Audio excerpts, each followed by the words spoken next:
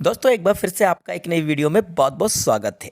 तो आज की इस वीडियो में आपको लास्ट 10 इयर्स के इंग्लिश ग्रामर के डूएस डायरेक्टेड का रिवीजन कराने वाला हूँ। तो वीडियो को स्टार्टिंग से लेकर एंड तक ज़रूर देखिएगा क्योंकि रियली आज की वीडियो आपके लिए काफ़ी ज़्यादा इंपॉर्टेंट होने वाली है।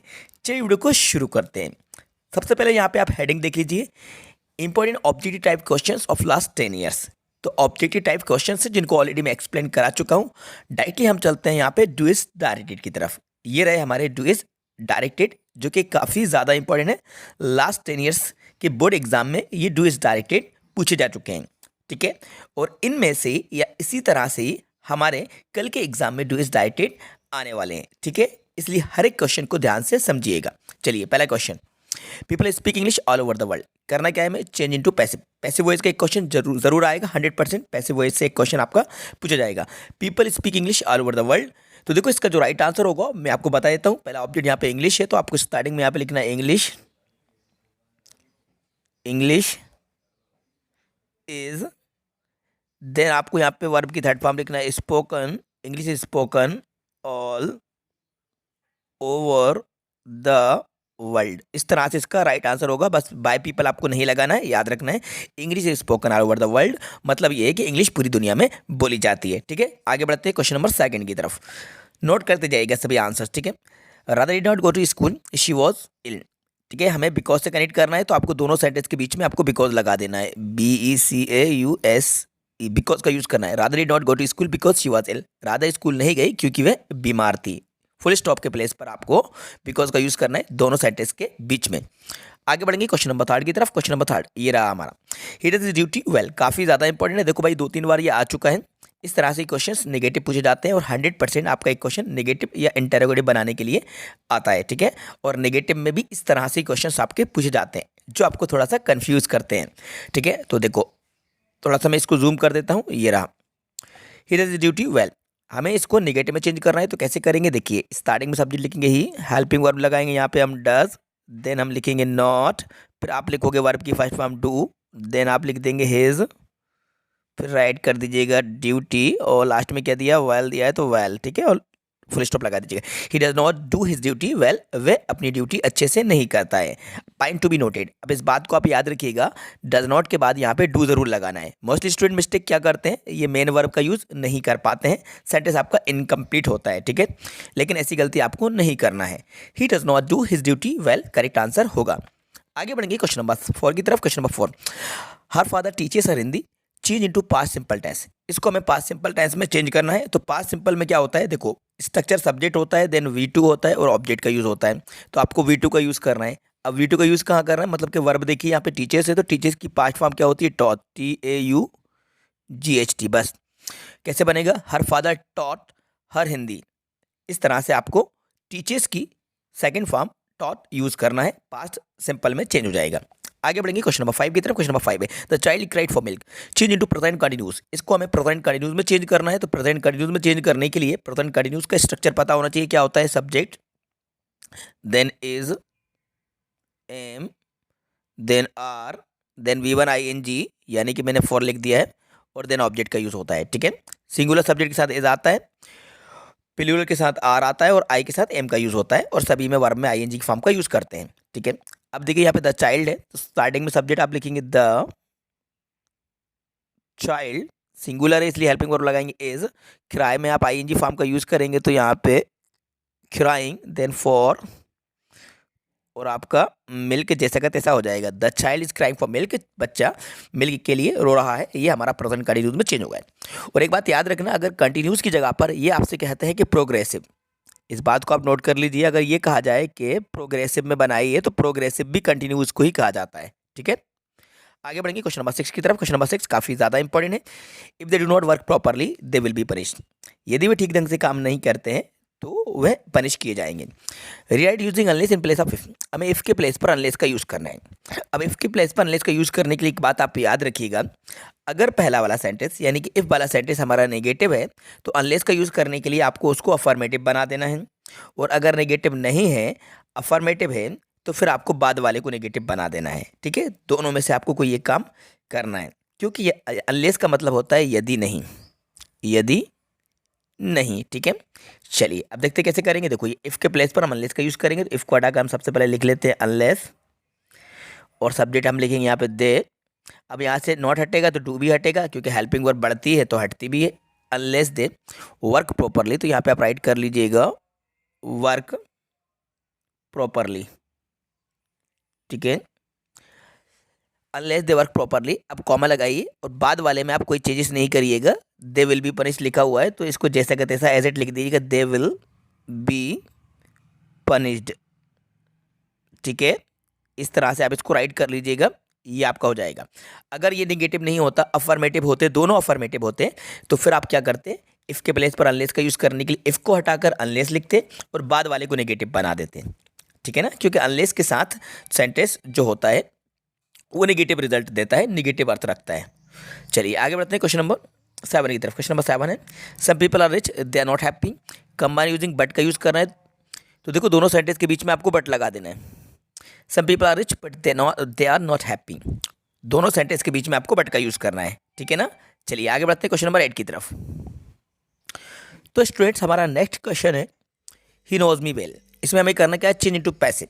देखो मैंने आपको पहले ही बता दिया है कि पैसिव वॉइस से क्वेश्चन 100% एक आपका पूछा जाएगा, और पैसिव वॉइस से क्वेश्चन इस तरह से ही पूछा जाएगा जो पिछले 10 ईयर्स में पूछे गए हैं। जैसे कि ही नोज मी वेल, कैसे करोगे, देखो मी का आप लिखोगे आई के साथ आएगा am, known, I am known well, I am known well, और यहाँ पे आपको टू हिम करना है, बाय का यूज नहीं करना है। I am known well to him, I am known well to him, ये राइट आंसर होगा, क्योंकि नो के साथ हमें यहाँ पे टू का यूज करना होता है, बाय नहीं आता है। मी को आप चेंज करोगे आई से, आई के साथ आएगा एम, नो की थर्ड फॉर्म होगी नॉन वेल टू हिम, ठीक है। इस तरह से ये पैसे बनेगा।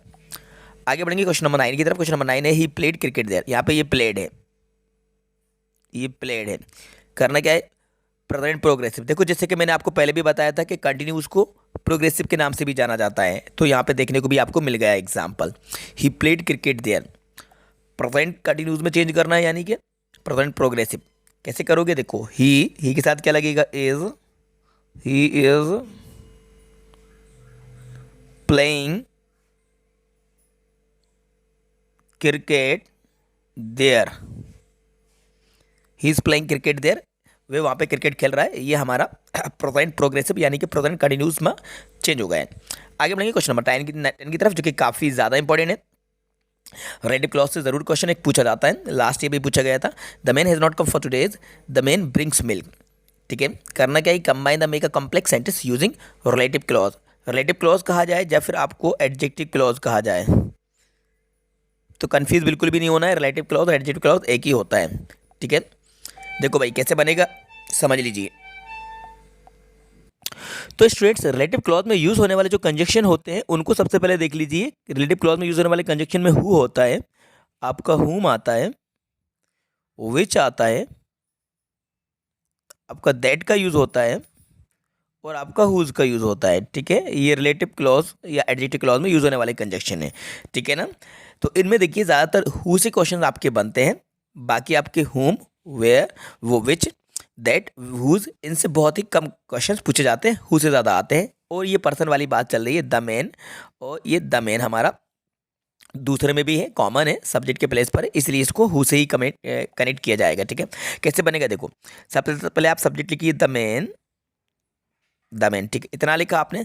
अब इसके बाद जो द मैन लिखा हुआ है सेकेंड सेंटेंस का, इसको हटाकर हम यहाँ पे लगाएंगे हु, ठीक है, द मैन हु, क्योंकि इसको ये विशेषता बता रहा है नाउन या प्रोनाउन की, उसी वर्ड को हम कहते हैं यहाँ पे एडजेक्टिव। तो द मैन हु क्या लिखा है, ब्रिंग्स मिल्क, तो यहाँ पे आप लिख दीजिए सिंपली ब्रिंग्स,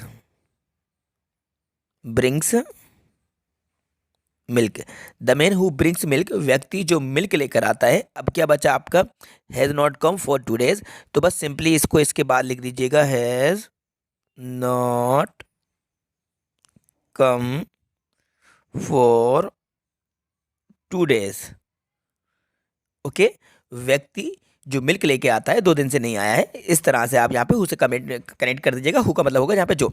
आगे बढ़ेंगे क्वेश्चन नंबर 11 की तरफ, ठीक है। क्वेश्चन नंबर 11 ये रहा, we will leave as soon as the taxi arrive. काफ़ी ज़्यादा इंपॉर्टेंट है, नो सूनर देन का हमें यूज़ करना है। तो कैसे करेंगे, देखो एज सून एज को हटाकर हम नो सूनर लिखेंगे, तो स्टार्टिंग में हम लिखेंगे नो सूनर, नो सूनर, और नो सूनर के जस्ट बाद आने वाले सेंटेंस को इंटेरोगेटिव बना दिया जाता है टेंस के अकॉर्डिंग, ठीक है। तो नो सूनर, अब देखो द टैक्सी अराइव का हम क्या करेंगे, डज लगाएंगे पहले, helping word does, the taxi arrive, ठीक है। अब डज क्यों लगा, आपको समझ में आ गया ना, क्योंकि ये प्रेजेंट इंडेफिनिट का था और सब्जेक्ट हमारा सिंगुलर था द टैक्सी, इसलिए हमने यहाँ पे डज लगाया, द टैक्सी अराइव, ठीक है। अब यहाँ पे हम लगाएंगे पहले देन, बीच में no sooner does the taxi arrive then, फिर क्या बचा आपका पहला वाला, वी विल, ये वी विल लीव है ना, इस तरह से आप राइट कर लीजिएगा, ठीक है। No sooner does the taxi arrive then we will leave. आगे बढ़ेंगे क्वेश्चन नंबर 12 की तरफ, ये रहा question number 12। His friend was not allowed to see him, his brother was not allowed to see him. Neither nor का आपको use करना है, तो नाइदर नॉर का मतलब होता है ना तो ये और ना तो वो। देखो भाई, उसके भाई को उससे मिलने के लिए अलाउ नहीं किया गया और उसके दोस्त को भी नहीं किया गया, मतलब कि दोनों ही को उससे मिलने के लिए अलाउ नहीं किया गया था। तो देखो हिज फ्रेंड है यहाँ पे और यहाँ पे हिज ब्रदर है, तो स्टार्टिंग हम यहाँ पे नाइदर से ही करेंगे क्योंकि हमारे सब्जेक्ट अलग अलग है। देखो सब्जेक्ट डिफरेंट है, हिज फ्रेंड और हिज ब्रदर। स्टार्टिंग में आप लगा दीजिए नाइदर, NEITHER, नाइदर। पहला क्या है भाई, हिज फ्रेंड है, तो यहाँ पे आप सिंपली लिख लीजिएगा हिज फ्रेंड, हिज फ्रेंड। इसके बाद आप यूज़ करिएगा नॉर, फिर क्या है हिज ब्रदर है, तो यहाँ पे आप लिख लीजिएगा ब्रदर, ठीक है। अब इसके बाद जो हेल्पिंग वर्ब है उसका आप यूज़ कर लीजिए was allowed to see him, तो यहाँ पे आप सिंपली लिख लीजिएगा वाज अलाउड टू, और ये सी हिम पूरा आप लिख लीजिएगा, ठीक है, नॉट को हटा देना है। Neither his friend nor his brother was allowed to see him, ना तो उसके दोस्त को और ना ही उसके भाई को उससे मिलने के लिए अलाउ किया गया, ठीक है। आगे बढ़ते हैं क्वेश्चन नंबर 25 की। 25 तो बाद में आएगा, अभी तो 12 है, 25 भी जल्दी एक्सप्लेन कराने वाला है। चलिए, ही ऑलवेज प्लेड वेल, इसको हमें नेगेटिव बनाना है तो ऑलवेज का आप नेवर यूज़ कर लीजिएगा, बस ही नेवर प्लेड वेल हो जाएगा। ही ऑलवेज प्लेड वेल की जगह पे ही नेवर कर दीजिएगा, ऑलवेज का अपोजिट नेवर होता है। आई एम अटैकिंग टी, पैसे वॉइस में चेंज करना है तो पैसे कैसे करोगे, पहले ऑब्जेक्ट लिखोगे टी इज कंटिन्यूज है तो आप यहाँ पे लगा दीजिएगा being, T is being taken, ऐसे भी पूरा हो सकता है, या फिर आप बाय लगाकर मी का भी यूज़ कर सकते हो, ठीक है। Tea is being taken by me, इस तरह से आप लिख सकते हो। आगे बढ़ेंगे क्वेश्चन नंबर 15 की तरफ। I found the house locked, I reached home, तो यहाँ पे आपको फुल स्टॉप को हटाकर व्हेन का यूज़ करना है। I found the house locked when I reached home, ठीक है, मैंने घर को लॉक पाया जब मैं घर पहुंचा, तो आपको दोनों सेंटेंस के बीच में व्हेन का यूज़ करना है। चलिए आगे बढ़ते हैं क्वेश्चन नंबर 16 की तरफ, काफ़ी ज़्यादा इंपॉर्टेंट है। He is so weak that he can not work any more, too to का यूज़ करना है, तो टू डू का यूज़ कैसे करोगे, देखो सो को हटाकर आपको टू लगा देना है, तो कैसे बनेगा, ही इज टू वीक, ठीक है, वीक लिखा है यहाँ पे, तो आप सिंपली यहाँ पे वीक लिख दीजिएगा। ही इज टू वीक, क्या करा हमने एक बार अच्छे से समझ लीजिए, इसको सो को हटाकर हमने टू का यूज़ करा, ही इज टू वीक। इसके बाद दैट से लेकर नॉट तक के सेंटेंस को हटाइए और फिर आप लगाइए टू, टू। अब क्या बचा, वर्क एनी मोर, तो यहाँ पे आप राइट कर दीजिएगा work any more, he is too weak to work any more. इस तरह से हमने इसको टू टू से रीराइट कर दिया है। आगे बढ़ेंगे क्वेश्चन नंबर 17 की तरफ। वी लिव हेयर सिंस 1952, यहाँ पे देखिए सिंस और फॉर का यूज़ कहाँ किया जाता है, पहले तो ये पहचानिए आप। सिंस और फॉर का यूज़ होता है परफेक्ट कंटिन्यूज में, और जब परफेक्ट कंटिन्यूज सेंटेंस समझ आ जाए तो आपको बनाना है इसको प्रेजेंट में ही, प्रेजेंट परफेक्ट कंटिन्यूज में ही आपको बनाना है। अब प्रेजेंट परफेक्ट कंटिन्यूज में स्ट्रक्चर क्या होता है, देखो सब्जेक्ट होता है, उसके बाद हेल्पिंग वर्ब आपकी हैज़ या हैव आती है, देन आपको बीन का यूज़ करना होता है और वर्ब में आईएनजी लगाते हैं ना, फिर ऑब्जेक्ट चलता है, सिंस फॉर टाइम चलता है। सिंगुलर सब्जेक्ट के साथ हैज़ बीन का यूज़ होता है, प्लूरल के साथ हैव बीन का यूज़ होता है, तो यहाँ पे प्लूरल सब्जेक्ट है तो आप लिखेंगे वी, इसके साथ हेल्पिंग वर्ब लगा दीजिएगा have, then been, we have been. लब में आप आईएनजी फॉर्म का यूज़ करेंगे तो क्या बनेगा, living, we have been living. बाकी क्वेश्चन में ही दिया हुआ है हेयर सिंस 1952, तो ये सारी बातें आप यहाँ पे देखकर कॉपी कर देंगे। We have been living here since 1952, हम यहाँ पर 1952 से रह रहे हैं। आगे बढ़ेंगे क्वेश्चन नंबर 18 की तरफ। और teacher never comes late, change into negative without changing the meaning of the sentence. Negative बनाना है लेकिन सेंटेंस का मीनिंग नहीं बदलना चाहिए। और टीचर नेवर कम्स लेट का राइट आंसर होगा और teacher always comes on time, comes on time, इस तरह से आपको इसको बना देना है। और teacher always comes on time, हमारे टीचर हमेशा समय पर आते हैं। इस तरह से ये हमारा सेंटेंस भी बदल गया, लेकिन मीनिंग हमारा वही रहा। आगे बढ़ेंगे क्वेश्चन नंबर 19 की तरफ, काफ़ी ज़्यादा इंपॉर्टेंट है। देयर इज नथिंग गुड और evil, it is all thinking which makes it so. But या एंड का यूज़ करना है, तो दोनों सेंटेंस के बीच में आपको बट लगा देना है, एंड नहीं आएगा, सॉरी बट का यूज़ करना है, ठीक है। देयर इज नथिंग गुड और evil but it is all thinking which makes it so, दोनों सेंटेंसेस के बीच में आपको बट का यूज़ कर देना है। आगे बढ़ेंगे क्वेश्चन नंबर 20 की तरफ। He is ill, he can not go to office. Combine the pair of sentences to make a complex sentence using adverb clause. adverb clause का यूज करना है, यानी कि हमें इसको so that से कंबाइन करना है। तो कैसे करेंगे, देखिए, he is so ill, he is so ill that he can't go to office है, जो पूरा आप यहाँ पे राइट कर लीजिएगा, ठीक है। He is so ill that he can not go to office. आगे बढ़ेंगे क्वेश्चन नंबर 21 की तरफ। दे वर प्लेइंग हॉकी, इसको पैसिव वॉइस में चेंज करना है, तो पहले ऑब्जेक्ट को देख लीजिए। हॉकी वॉज कंटिन्यूज है, तो यहाँ पे आप बीइंग का यूज करेंगे। हॉकी वॉज बीइंग, प्ले की थर्ड फॉर्म आप राइट कर लीजिएगा प्लेड बाय, और दे का क्या हो जाएगा भाई, देम हो जाएगा। Hockey was being played by them, hockey object को लिखा, इसके बाद हेल्पिंग हमने वाज लगाई, बिकॉज ऑब्जेक्ट हमारा सिंगुलर था। कंटिन्यूज है तो बीइंग आएगा। देखो पैसिव वॉइस में ज़्यादातर कंटिन्यूज आ रहा है, आपको समझ में आ जाना चाहिए, कंटिन्यूज ज़्यादातर आ रहा है, तो कंटिन्यूज में आईएनजी जरूर लगाना है। वर्ब की थर्ड फॉर्म फ्लेम और बाय दे का देम। आगे बढ़ेंगे question number 22। We saw a very good movie yesterday. करना क्या, हमें इसको नेगेटिव बनाना है, तो नेगेटिव बना लेते हैं। कैसे बनेगा, देखिए, we did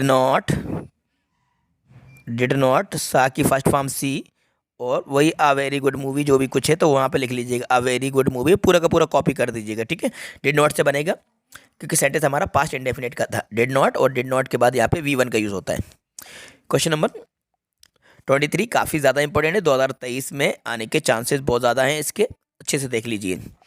who are the, I don't know, तो करना क्या है, देखो ऊपर लिख देते हैं आई डोंट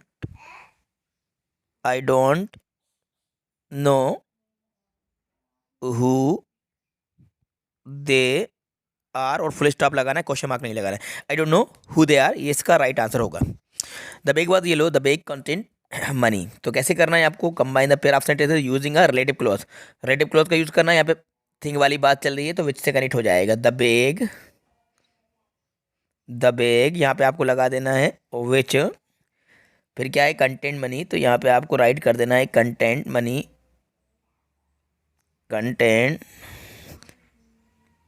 मनी, फिर क्या बचा, वाज येलो, तो यहाँ पे आप लिख दीजिएगा was yellow. The bag which content money was yellow, इस तरह से ये बन जाएगा। आगे बढ़ते हैं, ये हो गया हमारे 24 के बाद मैं आपको लेके चलता हूँ 25 की तरफ। ये भी काफ़ी ज़्यादा इंपॉर्टेंट है।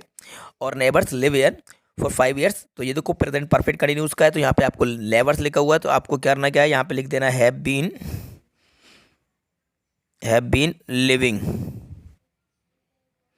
बीन लिविंग का यूज करना है, और neighbours have been living here for 5 years बन जाएगा। आगे बढ़ेंगे क्वेश्चन नंबर 26 की तरफ, काफ़ी ज़्यादा इंपॉर्टेंट है, इस तरह के क्वेश्चन एग्जाम में पूछे जाते हैं। चेंज टू नेगेटिव बना, वी डिड इट, तो नेगेटिव बनाओगे तो आप क्या करोगे, वी हेल्पिंग वर्ब लगाओगे, did not do it, we did not do it, did not का यूज करोगे, और यहाँ पे डू जरूर लिखना है, we did not do it. आगे बढ़ेंगे क्वेश्चन नंबर 27 की तरफ। The servant gave you all the milk, question बनाना है हाउ मच का यूज करके। तो हाउ मच का यूज करके क्वेश्चन कैसे बनेगा, सबसे पहले देखो गेव है, ये गिव की सेकंड फॉर्म है, सेंटेंस आपका पास्ट में है। स्टार्टिंग में आप राइट करिएगा हाउ मच, इसके बाद ऑब्जेक्ट क्या है, हाउ मच के जस्ट बाद नाउन आता है, तो यहाँ पे मिल्क लिख लीजिएगा, हाउ मच मिल्क। इंटेरोगेटिव बनाना है आपको, पास्ट का है, हेल्पिंग वर्ब आप डिड का यूज करेंगे, how much milk did. Subject है the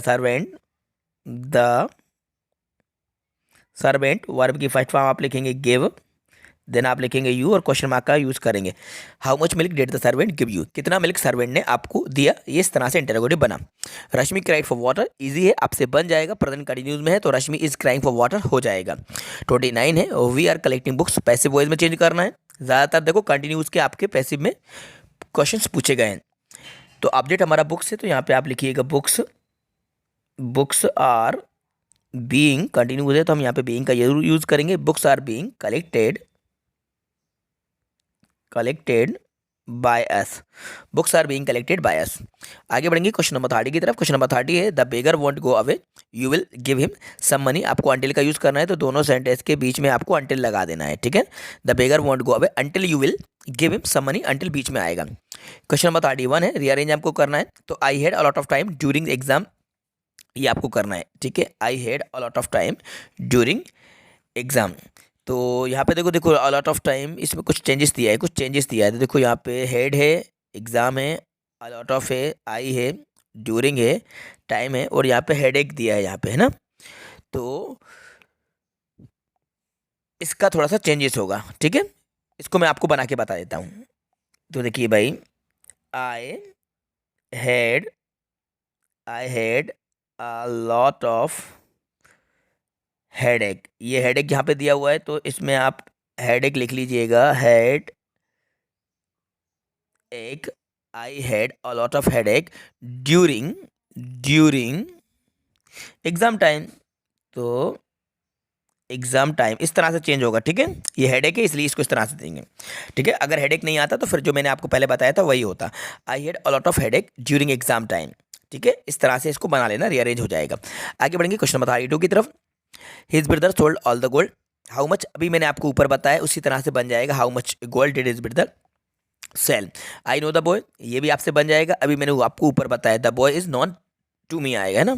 the boy is my brother he is wearing a red cap, ये आपका हु से बन जाएगा, जो मैंने आपको अभी ऊपर बताया हु से ही कनेक्ट हो जाएगा। इसकी प्रैक्टिस आप खुद से करके देखिएगा, हु से इजीली बन जाएगा, ठीक है। क्वेश्चन नंबर 35 की तरफ।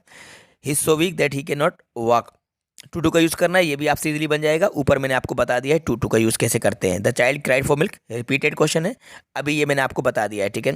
ही गेट सैलरी ही स्टार्ट स्पेंडिंग, इसको देख लीजिए लास्ट वाला, नो सूनर का यूज़ करना है, तो कैसे करोगे, स्टार्टिंग में लिखोगे no sooner, no sooner, no sooner, helping verb यहाँ पे आएगी does, he get salary, he get salary, no sooner does he get salary, दोनों सेंटेंस के बीच में लगाइएगा, देन फिर क्या ही स्टार्ट्स, ही ये पूरा लिख दीजिए, ही स्टार्ट स्पेंडिंग इट, ये पूरा आप राइट कर दीजिएगा, no sooner does he get salary then he start spending it, ठीक है स्टूडेंट्स। तो इस तरह से मैंने आपको 37 इंपॉर्टेंट वेज डायरेक्टेड का रिवीजन करा दिया है, जो कि हमारे लास्ट 10 ईयर्स के बोर्ड एग्जाम की ग्रामर में पूछे गए थे।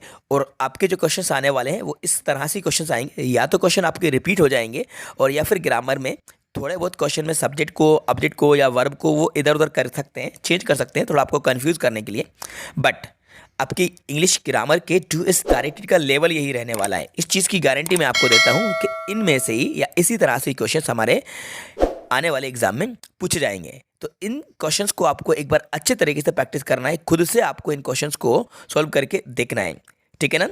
तो आई होप ये वीडियो आपको पसंद आई होगी, तो वीडियो को लाइक कीजिएगा, अपने सभी दोस्तों के साथ ज़्यादा से ज़्यादा शेयर ज़रूर कीजिएगा, और चैनल पर नए है तो चैनल को सब्सक्राइब कर लीजिएगा। Thanks for watching.